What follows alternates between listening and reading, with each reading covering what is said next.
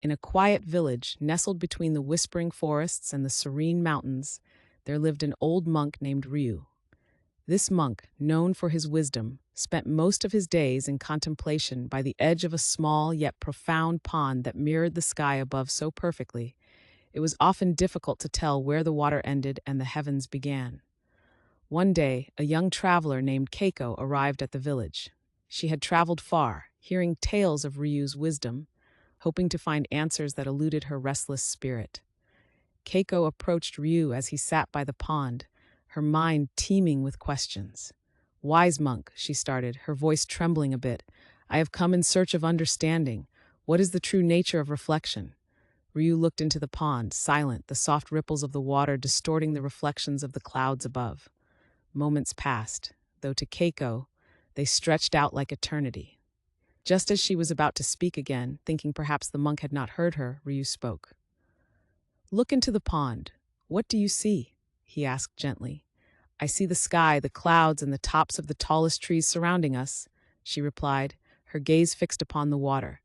"And if you were to look into a mirror, what then would you see?" Ryu continued, his eyes still locked on the shimmering surface of the pond. Keiko paused, contemplating. "I would see myself," she answered, unsure of where this was leading. "Then is not the pond also a mirror? If it can reflect clouds, trees, and sky, does it not also have the capacity to reflect you?" Ryu's voice was soft, like the breeze that occasionally danced over the water. Keiko looked again, this time peering deeper into the water. As the surface calmed, she saw her own face looking back at her, framed by the surrounding nature.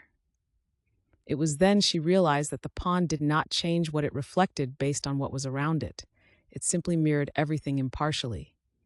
"The true nature of reflection," Ryu finally said, "is not just in what is seen, but in what is offered. The pond offers itself to the sky and becomes a mirror for the heavens. When you offer yourself fully, understanding who you are, you become a mirror reflecting the truth of your spirit." Keiko sat beside Ryu, her mind no longer racing with questions.